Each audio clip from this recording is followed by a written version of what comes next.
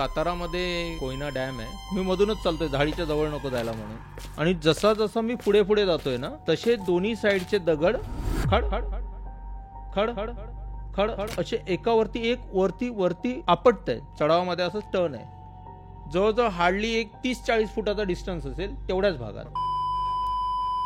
जळगाव जिल्ह्यामध्ये चोरवडची यात्रा. आतमध्ये गेलो तर हा प्रकारच वेगळा. ज्यांच्या कोणाच्या अंगात येतं ना, त्या खांबावरती चढतात आणि बायका असतील तर त्या स्वतःच्या केसांना त्या खांबाला बांधतात. खांबाभोवती गोल गोल गोल गोल फिरतात. बापरे. कुडाळमध्ये धामापूरच्या भगवती तलावाची गोष्ट आहे. ज्यांचं कोणाचं लग्न जमायचं ना, त्यांचे आई वडील त्या तलावाच्या काठावरती जायचे. फुलांची परडी, त्याच्यामध्ये फुलं टाकायचे आणि ती तलावात सोडायचे. तलावाच्या मध्यभागी आपोआप जायची आणि हात जोडून तलावाच्या काठावरती उभी राहायची. तीच परडी पुन्हा वर यायची, यांच्या जवळ यायची, पण त्याच्यात फुलं नसायची. का असायचं त्याच्यात? या कथा मनोरंजनासाठी आहे. काही लोकांचे अनुभव व काही पूर्णपणे काल्पनिक असू शकतात. त्यामुळे कृपया यांना मनोरंजन म्हणून घ्या. या कथा आपल्या संस्कृतीचा एक भाग आहे. अगदी लहानपणी आजी आजोबांनी सांगितलेल्या गुड गोष्टींसारख्या. आमचा हेतू कोणत्याही प्रकारच्या अंधश्रद्धा किंवा भीती निर्माण करणे नाही. हॅलो मंडळी, नमस्कार. कसे आहात तुम्ही? स्वागत आहे तुमचं भंकसच्या एका नवीन एपिसोडमध्ये. आज आपल्याबरोबर परत एकदा दिनेश भोगले सर आले आहेत. जसं तुम्हाला माहिती आहे की आपण सरांबरोबर गेल्या महिन्यात एक एपिसोड टाकला होता आणि त्यांनी त्यांच्या गावाकडच्या बऱ्याच गोष्टी सांगितल्या होत्या. आणि आपल्यापैकी बऱ्याच लोकांना त्यांची जी गोष्ट सांगण्याची पद्धत, नरेशन वगैरे, त्या सर्व गोष्टी खूप आवडल्या होत्या. त्याच व्हिडिओच्या कमेंट सेक्शनमध्ये आपल्या बऱ्याच लोकांनी सांगितलं होतं की तुम्ही सरांबरोबर परत एक नवीन एपिसोड करा. त्यामुळे आज परत एकदा आपल्याबरोबर दिनेश सर आले. सर, कसे आहात तुम्ही? नमस्कार. एकदम फर्स्ट क्लास. आणि मला आठवते आपण आपला एपिसोड 2 महिने आधी रेकॉर्ड केलेला. हो. आणि गेल्या महिन्यात तो अपलोड केला. हो. आणि खूप लोकांना आवडला. तुम्हाला कसं वाटलं? अतिशय छान, अतिशय सुंदर. त्याच्यानंतर तुमचे जे प्रेक्षक आहेत त्यांच्या कमेंट्स पण अतिशय सुंदर होत्या, छान होत्या. आपलं जेव्हा काल बोलणं झालं कॉलवर, तर तुमच्याकडे बऱ्याच गोष्टी आहेत. हो. ज्या फक्त आता गेल्या एपिसोडमध्ये कसं होतं की आपण फक्त कोकणाबद्दल बोललेलो आणि तिकडच्या गोष्टींबद्दल बोललेलो. बरोबर. पण ह्या एपिसोडमध्ये आपल्याकडे कोकण व्यतिरिक्तही जे वेगवेगळे आपले जिल्हे आहेत, हो, तिकडचेही गोष्टी खूप आहेत. पहिली गोष्ट तर मला आठवते, तुम्ही जळगाव बद्दल कोणती? हो, जळगावचं असं झालं की मी सिव्हिल कॉन्ट्रॅक्टर आहे. मागच्या एपिसोडमध्ये मी सांगितलं सगळ्यांना की मी एक सिव्हिल कॉन्ट्रॅक्टर आहे. माझ्याकडचे कारागीर जे आहेत ते नेपाळ, UP, बिहार, त्याच्यानंतर जळगावचा 40गाव पट्टा, अशा स्वरूपामधले आहेत. वेगवेगळ्या ठिकाणावरून ही लोक येतात आपल्याकडे. म्हणून मी एकदा माझ्या कामगाराबरोबर, मी ॲक्च्युली कामगार वगैरे असं कधी काही मानत नाही, माझे मित्रच समजतो.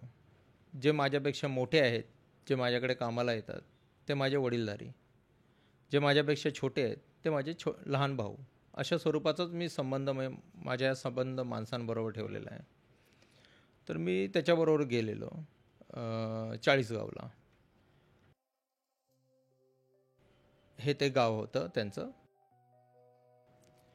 आणि त्या खेड्यावरून आम्ही जवळजवळ, मला वाटतं, एक 50 किलोमीटर लांब असेल, 50 ते 60 किलोमीटर लांब भडगाव म्हणून तालुका लागतो जळगाव जिल्ह्यामध्ये. हे सगळं जळगाव जिल्ह्यामधलंच आहे. बरं. मी त्यावेळेला ही मी तुम्हाला गोष्ट सांगतोय ती जवळजवळ 2007ची. 2007ला मला त्यावेळी बाईकचं फार वेळ.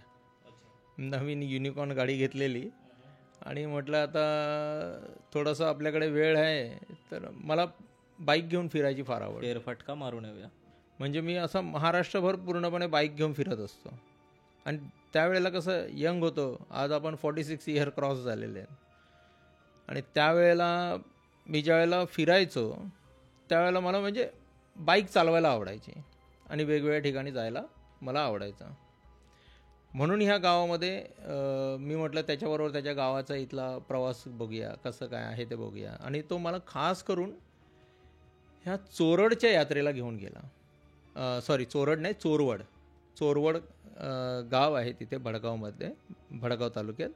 आणि त्या चोरवडची यात्रा, ज्याप्रमाणे आपल्या गाणगापूरमध्ये यात्रा असते ना, तुम्ही बघितलं असेल, त्याचप्रमाणे तिथे म्हणजे भूत, ज्यांना झपाटलेलं असते वगैरे, अशी माणसं त्या मंदिरामध्ये येतात.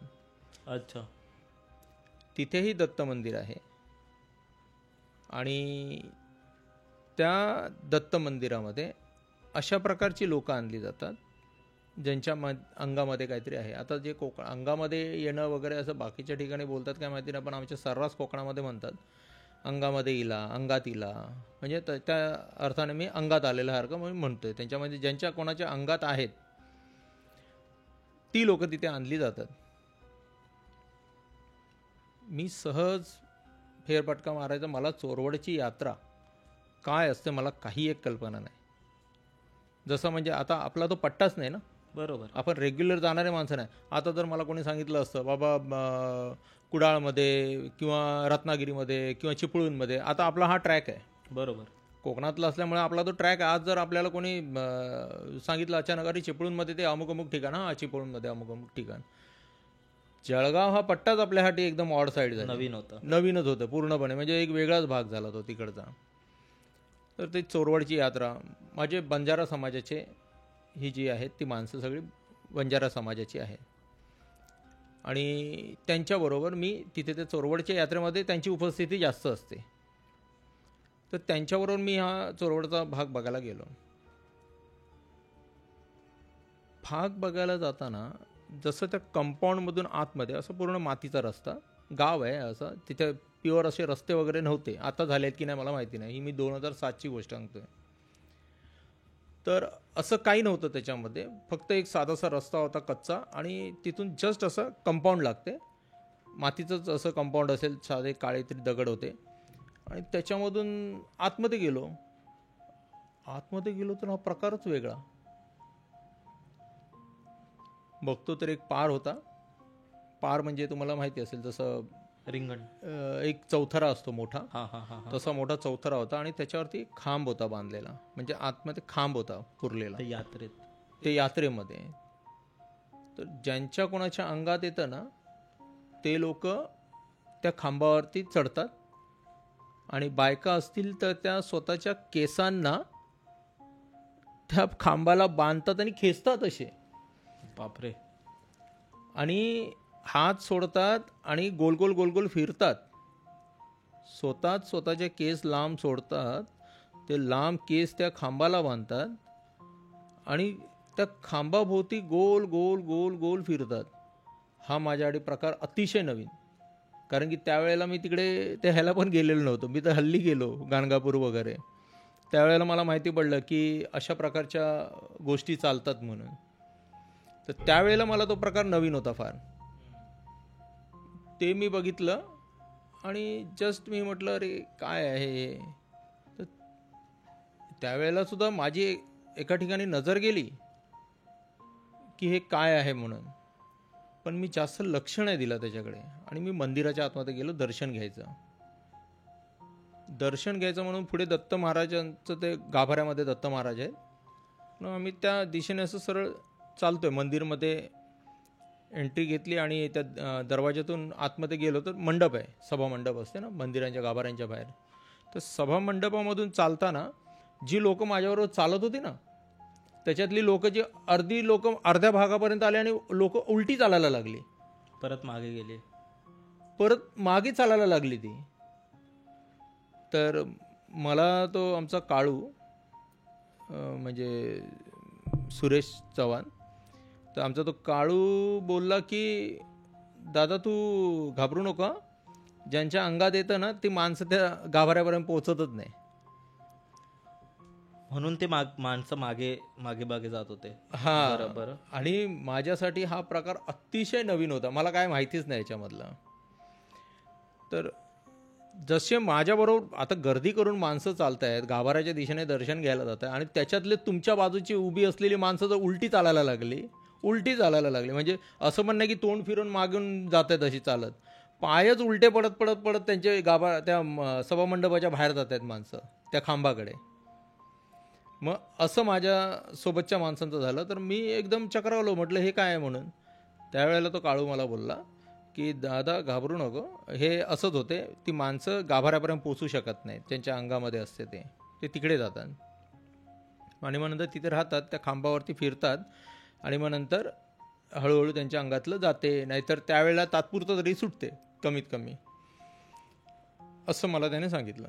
मी गाभाऱ्यातलं दर्शन घेतलं, सगळं काय झालं, म्हणजे गाभाऱ्यातलं दर्शन वगैरे झालं. आम्ही बाहेर आलो. थोड्या वेळा जरा त्या सभामंडपमध्ये बसलो, कारण की आता एवढ्या लांबून आपण मंदिरामध्ये गेलो आहे. चोरवडची यात्रा, चोरवडचं ते दत्त महाराजांचं मंदिर, तर थोडा वेळ आपण एखाद्या मंदिरामध्ये गेलो तर थोड्या वेळ तरी बसतो ना. त्याप्रमाणे मी आपल्या त्या मंदिरामध्ये थोडा वेळ शांत बसलो. 2 मिनटं झाली, बाहेर निघालो. त्या खांबाकडे परत माझी नजर गेली. एक ऑफ व्हाईट कलरची ती साडी घातलेली बाई, जी खांबाला बांधली गेलेली होती ना, म्हणजे तिने स्वतःचे केस बांधलेले होते ना, तिच्या अंगात होतं. जिच्या अंगात होतं. मला असं जाणवलं की ती कंटिन्यू रोखून मलाच बघते.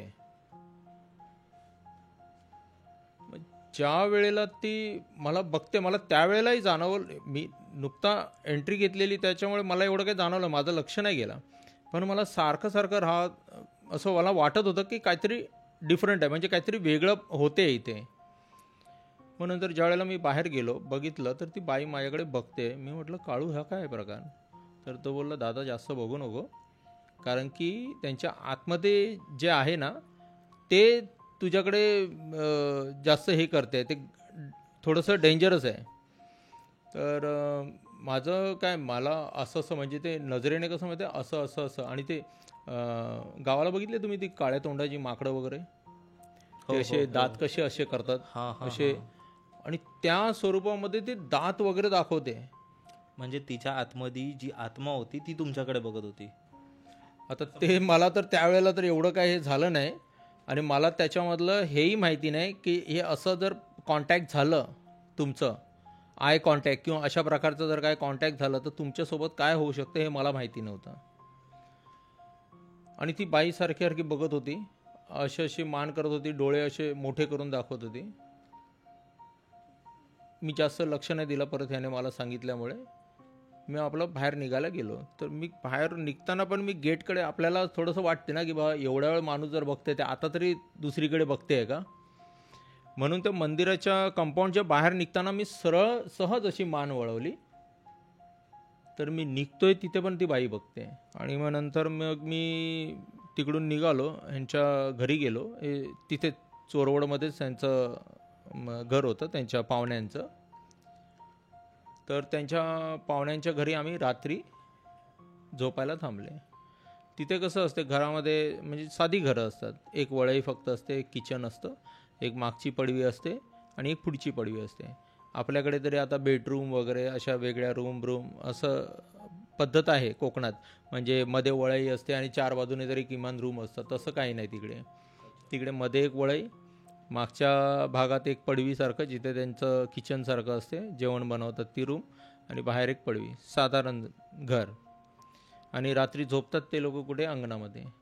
बायका फक्त झोपतात त्यांच्या घरामध्ये, आणि जे हे पुरुष मंडळी आहे ती झोपतात अंगणामध्ये किंवा बाहेरची जी त्यांची रूम असते समजा अशी उघडीच, हो त्याच्यावरती झोपतात.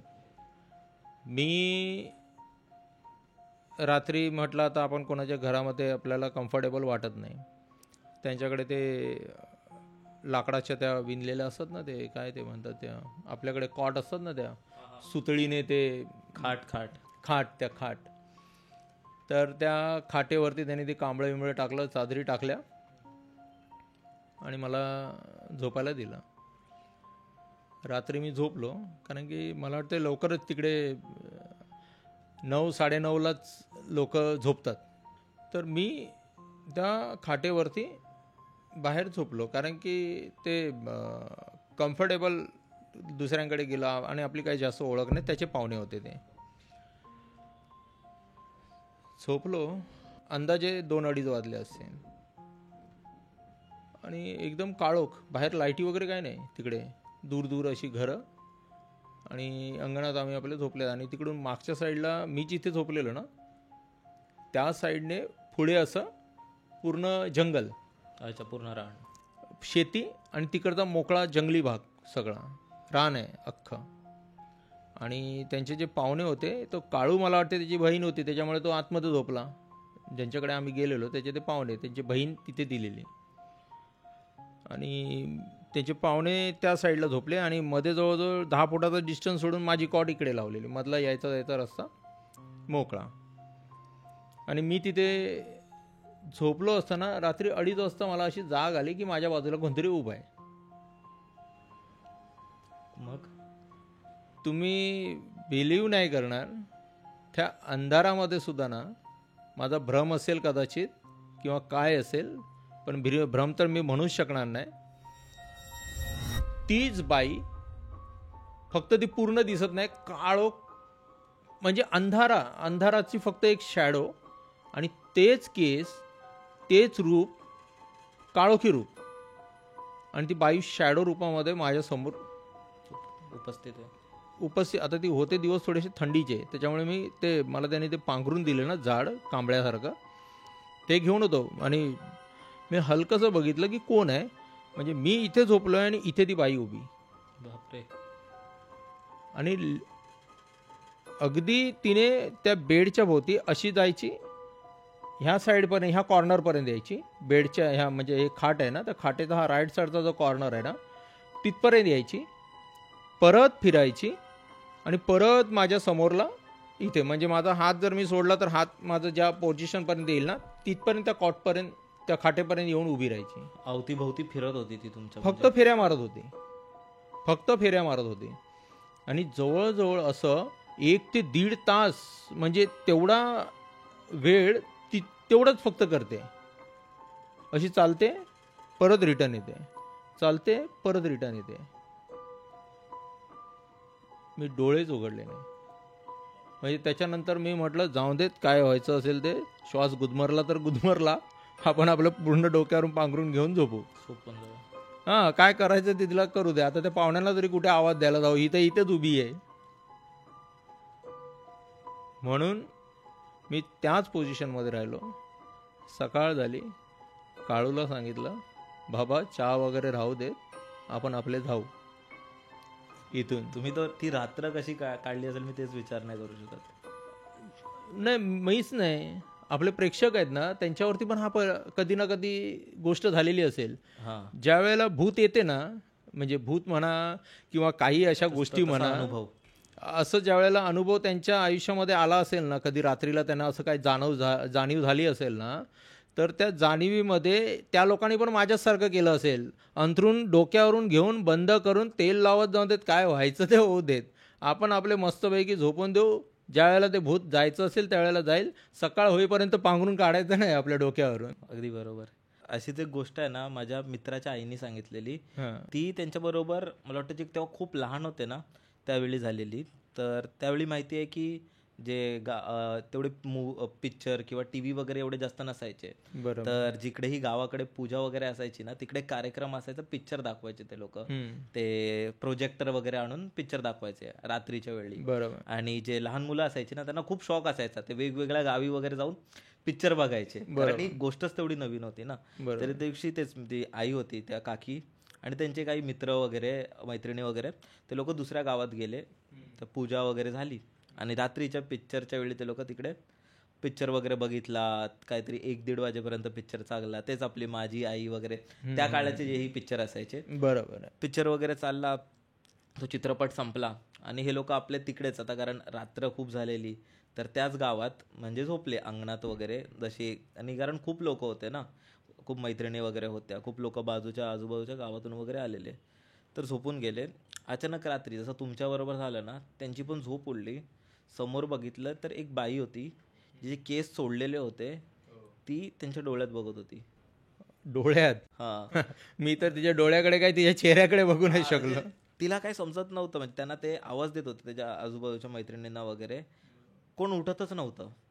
ते बोलले की मी तडपडून अशी आवाज देते, हलवते, पण माझी बॉडी होती ना, माझं अंग एक जागेवरच एकदम स्थगित झालंय, हलतच नाहीये अजिबात. बरोबर. मी आवाज देते, माझ्या तोंडातून आवाजच फुटत नाहीये, किंवा मी असं फक्त मैत्रिणीला उठवण्याचा प्रयत्न करते, ती उठतच नाहीये. आणि त्यावेळी तेच झालं, ते मला काहीच समजत नव्हतं. मी परत डोळे बंद केले, देवाचं नाव घेत होती आणि सकाळ होण्याची फक्त वाट बघत होती. तसंच काहीतरी झालं तुमच्याबरोबर. 100%. आणि माणूस जास्त हुशारी करू शकत नाही अशा वेळेला.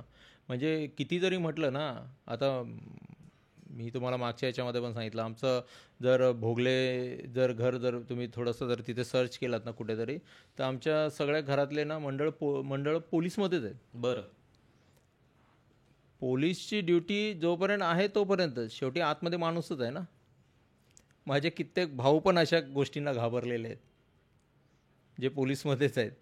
नावं नाही आपल्याला घ्यायची, हो, कारण की हो. ते त्यांच्या ऑन ड्युटी आहेत ते खूप लोक. साहजिक आहे ना ते असं. तसं होणं. आणि आपण किती नाकारलं ना की हे नाही आहे, ते नाही आहे, ते नाही आहे. देव आहे ना, जर आपण मंदिरात बत्ती लावतोय ना देवाला श्रद्धा म्हणून, तर ही आपण याला अंधश्रद्धा नाही म्हणू शकत. हाही कुठेतरी एक प्रकार असेल. असू शकतो जो आपल्याला माहिती नाही. म्हणजे आपण सहज सहज बघा ना, आपण 2 वेळचं जेवतो, बरोबर आहे. आपण गाडीने फिरतो, आपण व्यवस्थित एक आयुष्य काढतो. म्हणजे या जगामध्ये किंवा या देशामध्ये 2 वेळचं जेवण न मिळणारी माणसं नाही आहेत का? म्हणजे त्यांना मिळतंच, 2 वेळचं जेवण मिळते प्रत्येक वेळ माणसाला, अशी आहेत का माणसं? नाही. म्हणजे 2 वेळ उपाशी झोपून दिवस काढणारी माणसं ह्या जगामध्ये आहेत.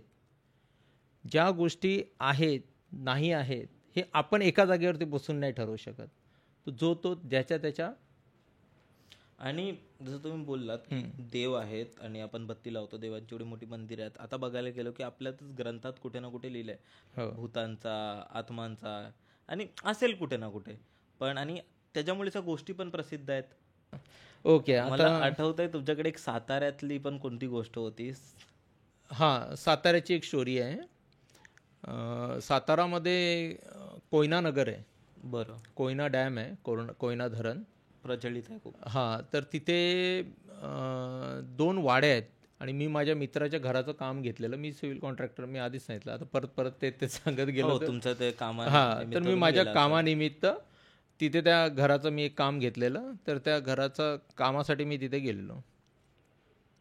आणि तिथे लोक असे सांगायचे की बाबा संध्याकाळचं ह्या डोंगरातून खालती उतरायचं नाही, किंवा जर बाजारात जर गेलो ना आपण तर अंधार पडायच्या आधी यायचं. बरं. ह्या स्टोऱ्या होत्या. काय होतं ते तिथल्या लोकल स्टोऱ्या असते, बरोबर. त्या मी तुम्हाला सांगतो. तिथे हडळ आणि चेटकिनी, त्या डोंगरात विंचू पण फार आहेत. अतिशय जास्त विंचू, साप वगैरे असं सगळं आहे. तर ह्यांनी तर मला स्टोऱ्या सांगितल्या आधीच. तिथे गेलो आता तर करणार काय, संध्याकाळ झाली की कामं बंद, जेवण बनवायचं असं. माणसं घेऊन गेलेलो होतो, माणसं जेवण बनवायची, आपण आपले त्या आजूबाजूवाल्यावर गप्पा मारायच्या. तर ते मला सांगायचे की या डोंगरामध्ये ना चेटकिनी आणि हडळ आहेत. हडळ हे आम्ही ऐकून होतो, चेटकीन हा पण प्रकार गोष्टीमध्ये वाचून होतो. हो हो हो. ऐकले असेल, ती चेटकीन झाडूवरती बसते, ते अशी फिरते वगैरे, तर असं सगळं ऐकलेलं आपण. पण ह्या तिथे अडवतात, पिशव्या घेतात हातातल्या काढून, हे सगळं आपल्याला माहिती नाही. आता हे त्याने सांगितलं आणि मला नेमका खालती अंधार झाला. मी म्हटलं मी लवकर येईन, पण आपण कुठल्या गावामध्ये जातो तर त्या गावातले थोडेसे लोक ओळखतात. मग तिथे ते तुम्ही ज्या वेळेला आठवड्याभरापासून जास्त वेळ राहता त्यावेळेला ते एक जण भेटला, मी त्याच्यावर बोलत आपला तिथे वेळ गेला माझा खालती. आणि मग तिथून यायला मला 7 वाजायला, म्हणजे 7 वाजायला म्हणजे तिकडे अंधार पडतो थोडासा असा, त्या झाडीच्यावाल्या रस्त्यामधून वरती यायला हलका अंधार झाला. आणि हां, मी तुम्हाला मेन म्हणजे सांगायचं म्हणजे तिकडे ना हाय टेन्शन वायर तिथून फार जातात. कोयनेच्या इथे डॅमवरती ना तिथे वीज बनवली जाते ना, बरोबर. त्याच्यामुळे तिथूनच ना हाय टेन्शन वायर निघतात. आता कोयना धरणाच्या आसपास जर राहणारी लोक असतील तर तुम्ही सांगा की मला त्या खुर्चीवरती बसवायचे प्लास्टिकच्या, आणि तिथली मुलं ना जादूचे प्रयोग दाखवायचे. अच्छा. आणि तिथली मुलं ते करतात. आणि तुम्ही ते कमेंटमध्ये लिहा की बाबा ही गोष्ट खरी आहे, नाहीतर बाकीचे लोक म्हणतील फेका मारतायत. त्यांच्यासाठी तुम्ही लिहा प्लीज. प्लास्टिकच्या चेअरवरती बसवतात आणि टॉवेल आहे ना आपलं अंग पुसतं ते टॉवेल ना आपल्या चेअरच्या मागून जोरजोरात फिरवतात. बस. काय होत असेल माहिती नाही काय होतं? तुमच्या बॉडीमध्ये करंट जनरेट होतो. हां हां हां हां हां. आणि तुमच्या जर असं बोटाला जर टच केला ना तर समोरचा माणूस उडून जाईल एवढा करंट जनरेट होतो. आणि जोराचा झटका बसतो हातामध्ये. फक्त प्लास्टिकच्या चेअरवरती बसवतात आणि मुलं मागून टॉवेल गोल गोल फिरवतात. असं तिथे एवढं प्रकार. आता मी तुम्हाला सांगतो माझ्यासोबत काय झालं. आता तो कशाचा प्रकार असेल हे मला माहिती नाही, मी ज्या वेळेला निघालो वरती यायला, अंधार ही गोष्ट माझ्या लक्षात होती, कारण की बाबा अंधार झाला की असं ह्या चेटकिणी आणि हडळणी अडवतात. बरं. माती आणि दगडाचा रस्ता, मी मधूनच चालतोय, झाडीच्या जवळ नको जायला म्हणून. तर ते झाडीच्या जवळ आता जिथे गाडी, लाल मातीचा रस्ता होता त्यावेळेला, आता रस्ता बनला आहे की नाही मला माहिती नाही, 2008ची गोष्ट आहे ही. मातीच्या रस्त्याच्या साईडला 2 दगड आहेत ना, ते दगड, पुढच्या दगडाचा मागचा जो दगड आहे ना, तो मागचा दगड पुढच्या दगडावरती आपटतोय.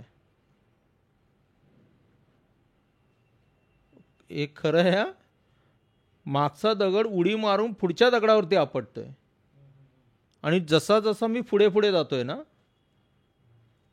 तसे दोन्ही साईडचे दगड खड खड खड असे एकावरती एक वरती वरती आपटत आहेत.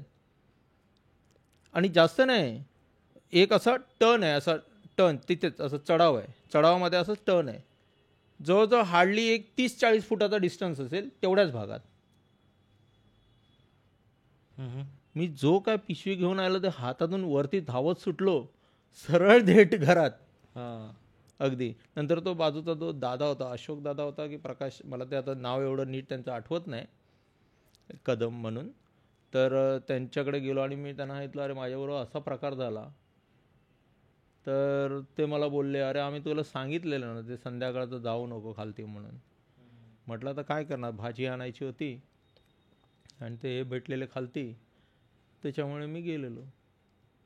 म्हणजे हा अशा प्रकारचा, हडळ नाही दिसली ना, चेटकीन दिसली, काही नाही, फक्त दगड एक दुसऱ्यावरती आपटत होते. म्हणजे मी जसं चालतोय तसं मागचा दगड पुढच्या दगडावरती आपटत होता, त्याच्या पुढच्या दगडावरती आपटत होता. हा असा प्रकार होता तिथे. ते काय होतं, काय ते हाय टेन्शन वायरमुळे होतं, त्याच्यामुळे होतं, मला काहीच दगड नाही, अशी कशी आपटणार मलाच कळलं नाही की दगड अशी कशी आपटणार. आमच्या गावातलं जर सांगायचं जर झालं ना, एक छोटासा किस्सा सांगतो, जास्त मोठा त्याची माझ्याकडे काही स्टोरी नाही. आम्ही घोडग्यावरून चालत येत होतो आणि भरणीची पापडी आहे, तिकडचे जर लोक असतील ना तर नक्की सांगतील.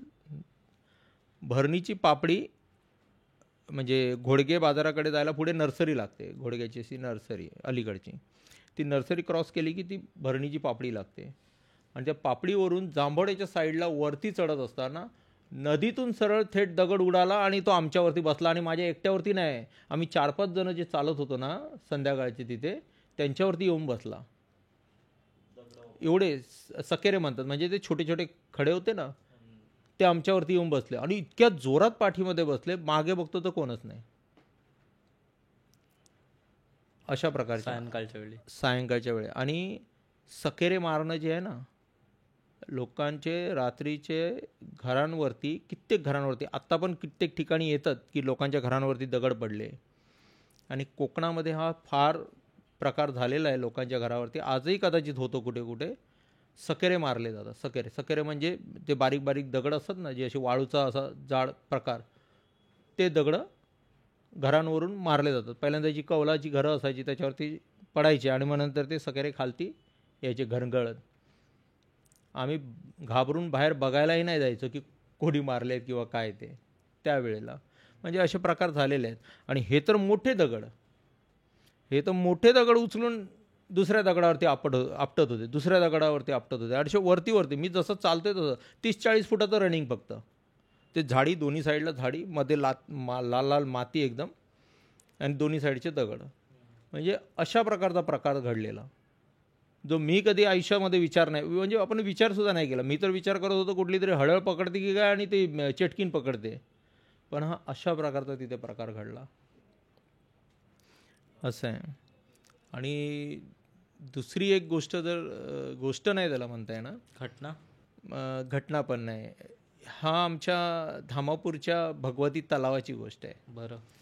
भगवती मंदिरच्या जवळ, धामापूरच्या जवळपास किंवा त्या भगवती मंदिरच्या जवळपास जे लोक गेले असतील त्यांनी नक्की सांगावं की हा प्रकार, आणि हा सगळ्यांनी ऐकलेला आहे, ही काय अशी जादूटोण्याची गोष्ट नाही किंवा काही नाही. हा त्यावेळेला प्रकार घडायचा तलावामध्ये. तलावामध्ये म्हणतात एक देवी होती तलावाच्या मध्यभागी, आणि जुन्या जमान्याची गोष्ट आहे. ही गोष्ट आहे, ही ऐकलेली आहे. कोणी ऐकली असेल तर त्यांना ती माहिती असेल, पण ज्यांनी ऐकली नाही त्यांच्यासाठी आज आपण ही सांगतो आहे. तर त्या तलावाच्या काठावरती ज्यांचं कोणाचं लग्न जमायचं ना, त्या गावातली मुलगी असेल, तिला दागिने घालायला नसतील, त्यांची ऐपत नसेल, मग त्यांचे आईवडील काय करायचे की त्या तलावाच्या काठावरती जायचे, फुलांची परडी असते ना, टोपली एक छोटी, त्याच्यामध्ये फुलं टाकायचे आणि ती तलावात सोडायचे. आणि ती परडी फुलांची तलावाच्या मध्यभागी आपोआप जायची. आणि ही मंडळी असायची ती आपली असे हात जोडायची आणि हात जोडून तलावाच्या काठावरती उभी राहायची. काही वेळात तीच परडी पुन्हा वर यायची, ह्यांच्याजवळ यायची, पण त्याच्यात फुलं नसायची. काय असायचं त्याच्यात? सोन्याचे दागिने भरलेले. बरं. आणि ते दागिने हे लोक, म्हणजे त्याच्यामध्ये अशी प्रथा होती ती की ते दागिने लग्नापुरते वापरायचे. तुमचं लग्न वगैरे झालं की ते दागिने पुन्हा त्या परडीमध्ये टाकायचे की ती परडी जाणार परत तलावाच्या आतमध्ये. आणि एकदा कोणीतरी अशाच प्रकारे लग्नासाठी ते दागिने वापरले आणि परत ते दागिने रिटर्न केलेच नाही, ते परत केलेच नाहीत देवीला. आणि त्या दिवसापासून काही गोष्ट नंतर त्याच्यामध्ये झाली, पण ते आता लोकांच्या याचा प्रश्न आहे थोडासा, म्हणजे भावनेचा, त्याच्यामुळे आपल्याला ते पुढचं काही सांगता नाही येणार. पण त्या दिवसापासून ती प्रथा बंद झाली पूर्णपणे. आणि आजही ते देवस्थान अत्यंत जागृत देवस्थान आहे, भगवती देवस्थान. अशा बऱ्याच गोष्टी आहेत आपल्या इथे ना, ज्या अशा देवातल्या खूप मानल्या जातात, ज्यात देव आपल्याला येऊन मदत करतात. आणि प्रत्येक गावातली अशी कोणती ना कोणती गोष्ट आहे. भरपूर आहे, भरपूर. अगदी म्हणतात ना लोक की मानला तर देव आहे, नाही तर शेंदूर लावलेला फक्त दगड आहे. ज्यांच्यासाठी भावना महत्त्वाची आहे. हे खूप डीप गोष्ट बोललात तुम्ही. बघा, जिथे भाव आहे ना तिथेच देव आहे. तुमच्या मनात भावच नाही ना, म्हणायचं ना, ते एक म्हण आहे कुठली तरी, मनी नाही भाव आणि देवा मला पाव. तुमचा भाव असला पाहिजे, देव पावतो. आई वडिलांच्या पाया पडून आशीर्वाद मिळत नसतो. तुमच्या आई वडिलांच्या प्रती तुमची तशी भावना असेल ना तर आशीर्वाद आपोआप लागतो. अगदी बरोबर. तसंच आहे ह्या देवांचं. मी तुम्हाला जे मगाशी आत्म्यांचं सांगितलं ना, आपण पाया कोणाच्या पडतो आणि आशीर्वाद कोण देतो? शरीर. ही जी फिजिकल बॉडी आहे ही आशीर्वाद देते का? ते तर फक्त हात ठेवला तुमच्या डोक्यावरती. तो आतला देव जो आहे, आतमधला जो देव आहे, श्रीराम सुद्धा जन्म घेतलेला ना, आतमध्ये कोण होता? महादेव होते. त्यांचाही आत्मा होता ना. आता नावं आपण कितीही घेऊ, कोणी किती कोणालाही भजावं, कोणाचंही हे करावं, स्मरावं कोणालाही, पण शेवटी आतमध्ये कोणतरी एक शक्ती होती, आपण तिच्याकडून आशीर्वाद घेतो. बरोबर. तर अशा स्टोऱ्या ह्या ज्या आहेत, देवस्थानं त्याच वेळेला पावतात ज्यावेळेला तुमचा त्यांच्या प्रति भाव असतो. बरोबर, अगदी बरोबर. तर सर, तुमची पुढची ही कोणतीतरी गोष्ट एक होती जी आपण कॉलवर बोललेलो, मला आता नाव नाही आठवत आहे, पण मला ती ऐकायची आहे. कारण मी बोललेलो सर थांबा, मला तुम्ही डायरेक्ट पॉडकास्टवर सांगा ती गोष्ट. बरोबर आहे, फार मजेशीर गोष्ट आहे. आमच्या जांभड्या गावातले जे लोक बघतील ना ही स्टोरी ज्या वेळेला ऐकतील, खास करून आमचा एक चुलत काका आहे, अण्णा आम्ही म्हणतो, त्याच्याबरोबर मी गेलेलो. आम्ही एंडीला ना, म्हणजे पाऊस ज्या वेळेला संपायचा आणि दिवाळीचा जो स्टार्टिंगचा पिरियड, त्याच्या अलीकडचा पिरियड असतो ना, पाऊस हलका पडतो, म्हणजे गणपतीच्या नंतर लोक एंडीला जातात. एंड कोकणात हा प्रकार होतो, म्हणजे प्रकार नाही म्हणता येणार, ही गोष्ट आहे. एंडीला जातात म्हणजे मासे पकडायला जातात, जाळं घेतात आणि ज्यावेळेला उतरणीची मासे असतात ना, ज्यावेळेला जोराचा पाऊस पडतो ना, त्यावेळेला मासे उतरतात. ते खदळवणी पाणी असते. खदळवणी म्हणजे लाल झालेलं पाणी. त्या खदळवणी पाण्यामध्ये एंड पकडायला धावतात. आणि जोराचा पाऊस लागला. आम्ही जेवण वगैरे झालो आणि 9-9:30च्या दरम्यान आम्ही एंड घेऊन धावत सुटले. बरीच माणसं होती आमच्या वाडीतली त्यावेळेला. आणि ती एंड घेऊन धावत धावत आम्ही जांभोळा आणि नरडवा यांच्यामध्ये एक त्या नदीच्या जवळ, नरडव्याच्या साईडला नदीच्या जवळ आमचं घर येते. त्या घराच्या बाजूला भेकरेकोंड आहे, भेकरेकोंड. आणि हार्डली मला वाटते 9:30-10चा जो सुमार असेल, 10:30-11च. आणि रात्रीसाठी म्हणजे एखाद्या त्यावेळच्या काळी, म्हणजे मी जवळजवळ तुम्हाला ही स्टोरी सांगतोय 93च्या आसपासचीच समजा. तर त्यावेळेला एवढी काय गजबजाट नव्हता, शांतता. म्हणजे आता तरी मोबाईल घेऊन लोक इकडे तिकडे रस्त्यांवरती फिरत राहतात. त्यावेळेला असा काय मोबाईल प्रश्नच नाही कोणाकडे, नव्हतेच. तर आम्ही एंड घेऊन गेलो, पूर्ण अंधार काळोखी. आणि आम्ही त्या कोंडीच्या जवळ गेलो आणि आमच्याकडे ना फडतरणी असतात. फडतरणी म्हणजे माहिती आहे तुम्हाला? नाही. तर कोकणातल्या लोकांना माहिती आहे फडतण काय असते. ती नदीमध्ये कपडे धुण्यासाठी ना असे मोठे मोठे दगड चपटे ते माहिती ठेवलेले असतात. बायका त्याच्यावरती कपडे धुतात आपटून आपटून. त्याला फडतण म्हणतात. तर त्या फडतणवरती अशा 3-4 मला वाटते, आम्ही ते पुढचं तर काय बघायलाच गेलो नाही. पहिले आम्हाला जे 2-3 दिसल्या ना पांढऱ्या पांढऱ्या आकृत्या, मी एकटा असेन तर मी वेडा. जवळजवळ ते एंड काय एकट्याचं काम नाही आणि 2-4 जणांचं काम नाही. आम्ही जवळजवळ 10-12 जण होतो आणि मोठी मोठी माणसं. मी तर लहान होतो त्यांच्यामध्ये. तेच बोलले, थांबा थांबा काय तर ऐका तकडे. म्हणजे ते आमच्यामध्ये कोकणामध्ये ना छोट्या छोट्या भाषेसाठी सुद्धा ना शिव्या देतात. म्हणजे माय, पुढचं माणसं सांगतील काय आहे ते, माय ऐका रे मेल्यानो. आणि तिथे आम्ही कान देऊन ऐकतोय तर फटा फटा आवाज येत आहे. पाण्याचा खळखळाट असतो. हे तर लिटरली म्हणजे आम्ही तर त्यावेळेला आम्ही गावातच असल्यामुळे आम्हाला माहिती आहे ना कपडे धुताना आवाज कसा येतो. तर त्या 3 बायका तरी आम्हाला पहिल्या दिसल्या रांगेमधल्या. त्या 3 बायका रात्री जवळजवळ 10:30-11 वाजायला आलेले आहेत तिथे आणि त्या कपडे धुत आहेत. बाकी त्यांचे चेहरे वगैरे काही दिसत नाहीत. फक्त म्हणजे असं धूर करावा आणि जसे त्या आकृत्या असतात ना, धूर कशा पद्धतीने दिसतो तुम्हाला, पांढरा धूर अगदी अंधारात जर तुम्ही बघितला तर पांढरा धूर असा फॉग सारखं, तशा त्या पांढऱ्या आकृत्या कपडे धुत आहेत. आम्ही फक्त 2 मिनटं तिथे उभे राहून नीट निरखून बघितलं हे काय आहे. तर बघितलं तर 3 बायकाच होत्या तिथे कपडे धुत आहेत त्या. आम्ही अशा स्पीडने मागे पळत आलो ती एंड बिंड घेऊन. आमच्या मोठी माणसं होती, आमच्या पायात स्लीपर होती आणि ते गवताला जे पाणी वगैरे लागलेलं असते ना, आता एकदम कोकणामध्ये पाऊस एकदम थांबत नाही. जरी गणपती वगैरे जरी गेले तरी. आत्ता ते थोडे पावसाचं प्रमाण कमी झालं आहे, पण त्यावेळेला पाऊस असं भरपूर चिक्कार पाऊस असायचा.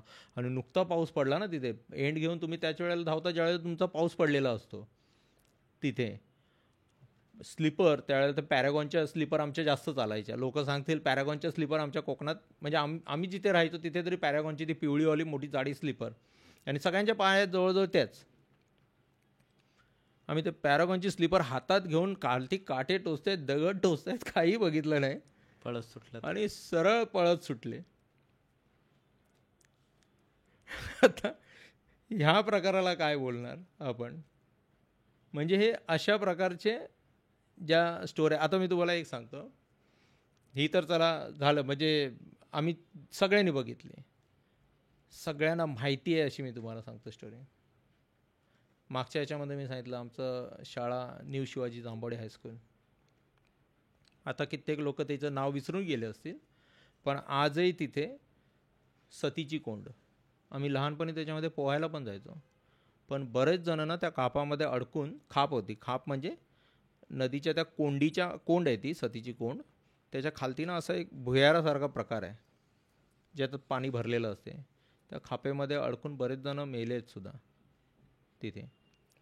आणि ती सतीची कोंड, तर सतीची कोंड ह्याच्यासाठी नाव पडलं की पूर्वी ब्रिटिशकालीन आहे हे, किंवा त्याच्याही आधी असेल, की तिथे अगोदर कोकणात काय अखंड महाराष्ट्रामध्ये सती जाणं, किंवा देशामध्ये मला वाटते सती जाणं ही प्रथा होती, सती प्रथा होती. ती नंतर मग नवरा वारल्यावर बायकोलाही जीव द्यावा लागायचं. बरोबर, जीव द्यावा लागायचा, तिथे त्या चितेमध्ये बसावं लागायचं, किंवा त्या बायकोचा कडेलोट करायचे. म्हणजे कित्येक ठिकाणी कडेलोट करायचे, कित्येक ठिकाणी त्या अशा कोंडी असायच्या ज्याच्यामध्ये त्या बायकांना ढकलून दिलं जायचं आणि त्या तिथे मरायच्या. तर माझ्या एका चुलत काकाने सांगितलेली स्टोरी आहे, आम्ही काही बघितलेलं नाही, त्यांनासुद्धा कदाचित कोणीतरी ही स्टोरी सांगितली असेल. पण नाव तिथे आजही फेमस आहे. नाव तर कोण खोडू नाही शकत त्या ठिकाणाचं, सतीची कोंड. गोष्टींना जरी नाकारलं ना तरी सुद्धा त्या नावाला आजही खोडू नाही शकत, कारण की ती आजही आहे तिथे सतीची कोंड. तर त्या सतीच्या कोंडीमध्ये माझ्या काकाने सांगितल्याप्रमाणे तिथे अशा बायका बसलेल्या असायच्या, रात्रीच्या नाही, दुपारच्या सुद्धा. बापरे. म्हणजे काय स्थितीमध्ये त्या बायकांना तिथे उड्या माराव्या लागल्या असतील की ज्यांची जगण्याची इच्छा होती. आणि अशा स्थितीतल्या बायका ते तिथे बसलेल्या दिसायच्या. आणि नंतर नंतर कित्येक वेळेला लोकांना झपाटण्याचा प्रकार वगैरे, हा जो मी तुम्हाला सांगितला ना मागच्या वेळेला, तो पोस्टमनचा, तो प्रकार त्याच्यात जस्ट थोड्याशा अलीकडे पापडीवरती. आणि तेवढ्या भागामध्ये हे बरेचसे प्रकार झालेले आहेत. झपाटणं म्हणा, काय म्हणा, कोणाच्या अंगात लागणं वगैरे. तिथूनच जवळ मी तुम्हाला जी जळबांध्याची जी मागची जी स्टोरी सांगितलेली, जस्ट तिकडून हार्डली वॉकेबल 5 मिनिट्स, म्हणजे 5 मिनटावरती तो जळबांधा आहे. अशा प्रकारे म्हणजे ही एक त्याच्यातली सतीची कोंड. म्हणजे तिथे त्या बायका वगैरे बसतात, आजही बसतात. लोकांना दिसतं, लोकांना वेळ असते ना, जसं मी सांगितलं, जसं आता माझी वेळ आलेली असेल, मला दिसण्याचा जर योग आलेला असेल तर ते दिसणार आहे, नाहीतर मी चालता फिरता आपला रोज तिथून फेऱ्या मारतो तर रोज नाही दिसणार आहे. असे कोकणामध्ये किंवा संपूर्ण भारतामध्ये, महाराष्ट्रातच नाही, संपूर्ण देशामध्ये, पूर्ण जगामध्ये असे प्रकार घडतात. पण त्याच्यासाठी तो योग यावा लागतो. बरोबर, असं सगळं आहे. असं. आणि सर मला आठवतं की आपण आता पॉडकास्ट आपला बराच मोठा झाला आहे. बरोबर. आणि मला ती वाली गोष्ट ऐकायची आहे जी भूतवड तुम्ही बोललात ना, ती तुमच्या गावातली आहे. भूतवड तुम्ही कासारखिंडीची बोलताय? हां, ती वालीच. अच्छा, ओके. जांभोड्यामध्ये आमचं भूतवड, ॲक्च्युली आमची भूतवड वाडी आहे. आणि त्या भूतवडवाडीमध्ये वरती कासारखिंड आहे आणि तिथे पडेदेव हे देवस्थान आहे. आणि त्या पडेदेव देवस्थानाचा असा आहे इतिहास की आमच्या गावामध्ये ना 3 वर्षाने एकदा वर्ध्याचे देव येतात. वर्धा एक गाव आहे आणि त्या ठिकाणावरून देव निघतात 3 वर्षांनी आमच्या जांभोड्यातील आई भगवतीच्या भेटीसाठी. तर ते पाहुणे म्हणून आमच्या गावामध्ये आई भगवतीला भेटायला, भगवती तिची बहीण आहे रवळनाथाची, तर तिला भेटायला हे देव वर्ध्यावरून येतात. त्याच्यामध्ये मला वाटते रवळनाथ आहे, त्याच्यानंतर भगवतीची बहीण सातेरी आहे, होळादेवी आहे, त्याच्यानंतर आपली विठलादेवी आहे, पावनादेवी आहे. तर अशा त्या बहिणी आणि हा रवळनाथ, आणि एक असतो दांडेकर त्यांच्यासोबत, ज्याच्या हातात मोठा उंच असा दांडा असतो, जो तो दांडा पकडून असा येतो. त्या भागातले जर कोण असतील तर नक्की कमेंटमध्ये लिहा की ही स्टोरी नाही आहे, तर हे आमच्या देवस्थानाचा हा भाग आहे आणि ही गोष्ट नक्की होते, हे नक्की तुम्ही नमूद करा. म्हणजे आपल्या गावाबद्दल चांगल्या काही गोष्टी ज्या लोकांपर्यंत जाऊ शकतील ते ह्या माध्यमातून आज जात आहेत. म्हणून माझी तुम्हाला फक्त रिक्वेस्ट आहे. तर ह्या ज्या गोष्टी असतात ना, देव तिकडून यायचे पूर्वी जमान्यापासून, आजही येतात. 3-3 वर्षांनी वर्ध्यावरून देव येतात आमच्या गावामध्ये. ही आख्यायिका आहे, ऐकलेलं आहे आम्ही, ते तुम्हाला सांगतो. तर हे जे देव आहेत ते वर्ध्यावरून कडावल, निरुखे, पांगरड म्हणजे भडगाव वगैरे, पांगरड असं करून पांगरड आणि जांभवड्याच्या सीमेवरती पडेदेव हे ठिकाण येते, देवस्थान येते. पडेदेवाचा चाळा आहे, पडेदेव हा एक चाळा आहे. तर ते ठिकाण येते. आणि त्यावेळचे गुराखी, तर त्या 2 गुराखी तिथे गुरं चारत होते आणि हे देव त्यावेळेला यायला तिकडं. अच्छा. हा म्हणजे पडेदेव हे देवस्थान तिथे कसं तयार झालं ते तुम्हाला सांगतो. आणि अगदी पॉवरफुल देवस्थान आहे पडेदेव देवस्थान. तर हे देव तिथून येत असताना ह्याच्यातल्या 2 गुराख्यांपैकी ह्यांनी एकाने ठरवलं, तू झोप रे, हे देव खरे आहेत काय बघूया. बरं. तू देवाच्या वाटेवर झोप, मी तुझ्यावर कांबळा टाकतोय आणि देवांका विचारूया तू मेलस की जागोस. त्यांना विचारू, तू जिवंत आहेस की मेलायस? तू जिवंत आहेस की मेलायस हे आपण त्या देवांना विचारूया. मी मागे पण सांगितलं, भाव असेल ना तर तिथे देव असतो.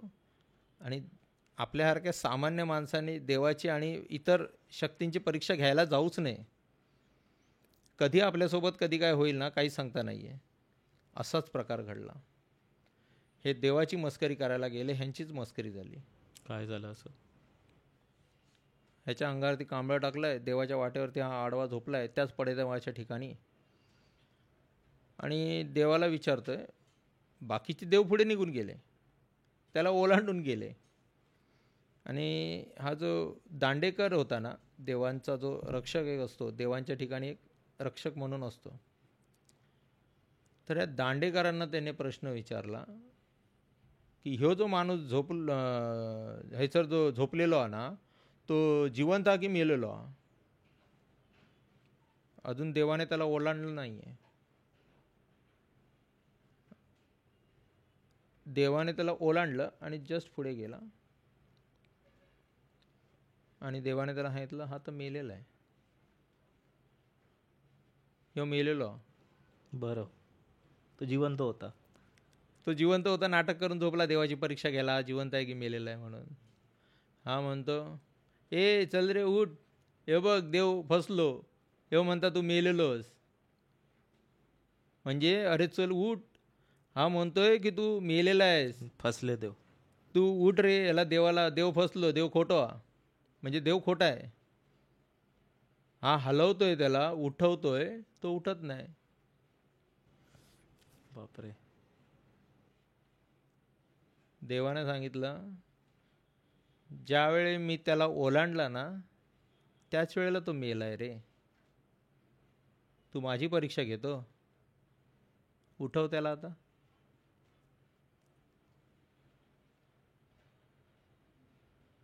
पण जो वारला ना तिथे त्या ठिकाणी, तो पण भयंकर हट्टी. देवा, मस्करी आम्ही तुझ्याबरोबर केली, तू तुझी शक्ती दाखवलीस. म्हणजे त्यावेळची लोक हे सांगतात त्याच्यावरून, तू तुझी शक्ती दाखवली, आता मी माझी शक्ती दाखवतो. म्हणजे एका मेलेल्या माणसाची पण आत्मा किती पॉवरफुल असेल. तिने सांगितली, माझा प्राण इथे गेला, मी आता तुझ्याबरोबर येणारं जोडं मागणार, मी आता जोड्यांचा बळी घेणार. जोडं म्हणजे त्यावेळेला त्या पालखीबरोबर, आमच्या गावात ही पालखी यायची, म्हणजे हे देव यायचे, आताही देव येतात 3 वर्षांनी. त्यावेळेला बायका पण यायच्या त्यांच्याबरोबर, त्या पालखीबरोबर, त्या देवांबरोबर. निशाण असायचे, 5 निशाण असतात अशा हातांच्या पंजावाले, ते देव येतात. तर त्यांच्याबरोबर बायका पण असायच्या. आणि त्या दिवशी देवाने, ह्या दांडेकराने, बाकीचे देव पुढे गेलेले, नाईक अवाट आहे, असं नायकांची घरं आहेत तिकडे कासारखिंडीमध्ये. तिथे एक त्यांचं उभं राहण्याचं स्थान आहे, तिथे उभे राहिलेले. आणि दांडेकर नंतर मागून येतो ह्यांना सांगून की मी पुढच्या वेळेला येताना ना बायकांना घेऊन येईन. आता ते निघून गेले ना पुढे, आता ते पुढे गेले, त्यांना मागे नाही बोलवू शकत. कळलं तुम्हाला? कळलं. बाकीच्या देवांसोबत ज्या बायका पण होत्या ना आलेल्या तिथून, ज्या पालखीबरोबर, त्या बायका पुढे गेलेल्या, दांडेकर मागे राहिलेला. आता तो आत्मा त्याच्याबरोबर भांडतोय की देवा तू माझा प्राण घेतला, मला आता जोड दे, माझ्यासोबत जोड दे मला. आणि तो म्हणतो की जोडी तर सगळी निघून गेली, मी एकटाच मागे आहे.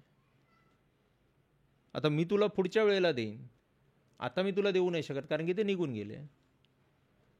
आणि असं प्रत्येक वेळेला तिथे होते. दांडेकर मागे राहतो, बाकीचे देव पुढे येतात 3 वर्षांनी.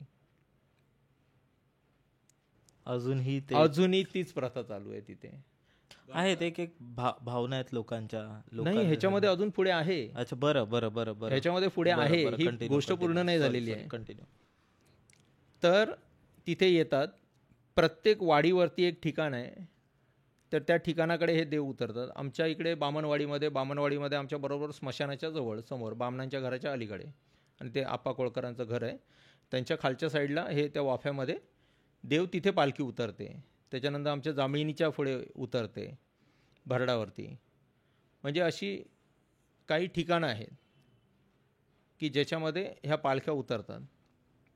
आणि तिथून शेवटच्या आमच्या इथून ज्या वेळेला ती पालखी शेवटची ज्या वेळेला निघते ना भरडाच्या इथून, त्यावेळेला ती देव आहेत ना इतक्या स्पीडमध्ये धावतात ना, आणि खांब जवळजवळ 25 फुटाचा उंच असेल. हातात जो हेवी खांब आहे ना, अगदी मजबूत आणि हेवी, तुम्ही असं तोलू नाही शकत त्या खांबाला. पण त्यांच्या अंगामध्ये देव आलेला असतो ना, देव आलेला असतो म्हणजे एक पॉवर आलेली असते त्या अंगामध्ये. ते भगवती आईला भेटण्यासाठी जे वेळेला ते धावतात, आम्ही तर लहान लहान मुलं होतो, आम्हाला भगवती आई अश्रू, जे आमच्या भगवती आईच्या पाषाणामधून, तिच्या डोळ्यांमधून अश्रू व्हायचे. हे बघण्यासाठी भयंकर गर्दी असते तिकडे. तो सीन बघण्यासाठी, म्हणजे ती गोष्ट बघण्यासाठी एवढी गर्दी झालेली असायची की आम्ही मुलं झुंबड मारायचे तिथे, त्या गर्दीतून आतमध्ये घुसून त्या गाभाऱ्यापर्यंत जाणं आणि त्या देवीचे अश्रू बघणं. ज्या वेळेला रवळनाथ आईला भेटायला जातो, भगवती आईला, आणि त्यावेळेला भगवती आईच्या पाषाणामधून, तिच्या डोळ्यांमधून अश्रू वाहतात, आणि आजही ते वाहतात. ही अशा प्रकारे ही म्हणजे रवळनाथाची, ह्या देवांची आणि ह्या पडेदेवाची गोष्ट आहे आज कोकणामध्ये. आत्मांचा जर विषय काढला ना, शक्यतो तर मला भूत म्हणायला का नाही आवडत माहिती आहे. आज आम्ही इकडे विषय सांगायला पण नाही आलो. आता तुम्ही आत्मा हा विषय काढलात ना, त्याच्यामुळे सांगतो. तुमची परवानगी असेल तर सांगतो, नाही तर मग काही नाही. काय आहे म्हणजे ते? वडील मी 9वी असताना वारलेले आहे. मी तोपर्यंत भूतच बोलत होतो. म्हणजे का स्टोऱ्यांमधून ऐकलेली, आजीकडून, आईकडून. आजी माझी नव्हतीच, लहानपणीच वारली. आजी आजोबा नव्हते. आणि आई माझी, मी जवळजवळ 98च्या आसपास माझी आई वारली.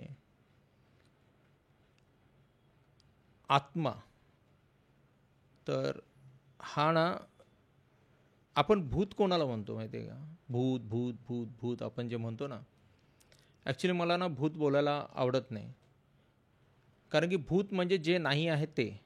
आपण म्हणतो ना भूतकाळ आहे, वर्तमान काळ आहे. भूतकाळ जे आधी होते, जे आज नाही आहे.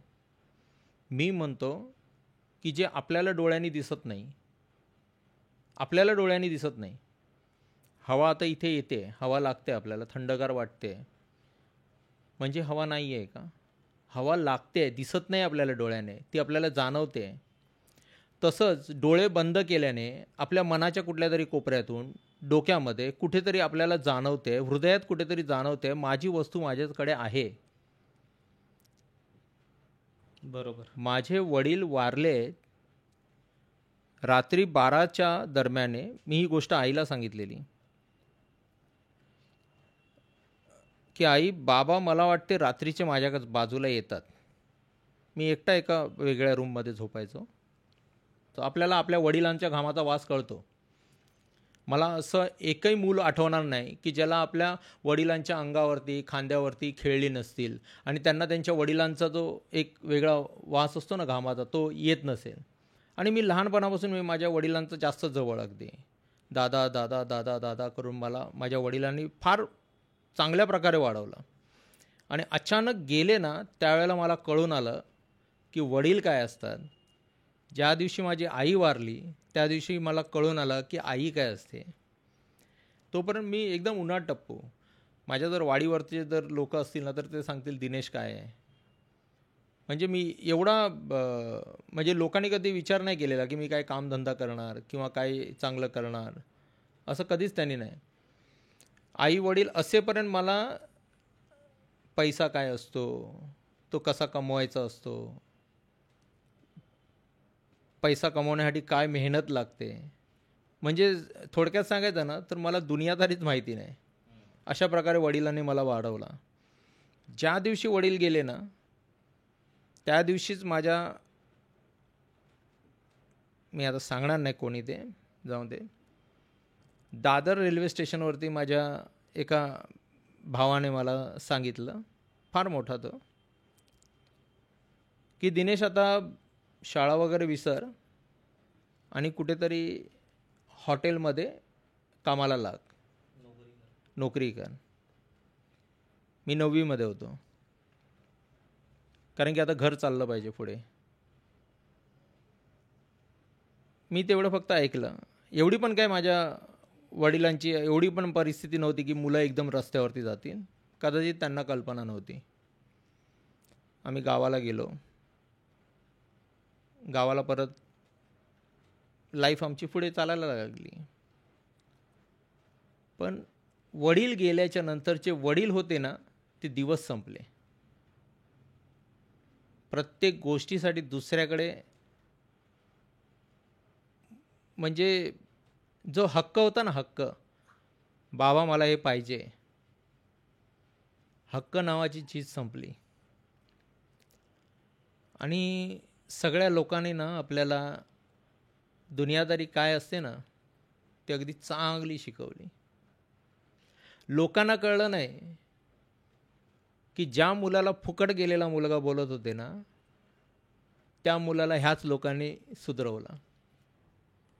आणि त्या दिवशीच तुम्हाला असं भूत आणि आत्मा याच्यामधला फरक कळला ज्या वेळेला माझे वडील गेले ना आणि ज्या वेळेला वडील यायला लागले. आपले वडील गेले आहेत आणि जर ते येत आहेत आपल्या मुलाला भेटायला आणि आपल्याला मुलाला ती जाणीव होते. कुठला मुलगा, आज मीच नाही, अखंड महाराष्ट्र देशातल्या किंवा जगातल्या मी कुठल्याही मुलांना हा प्रश्न विचारतो.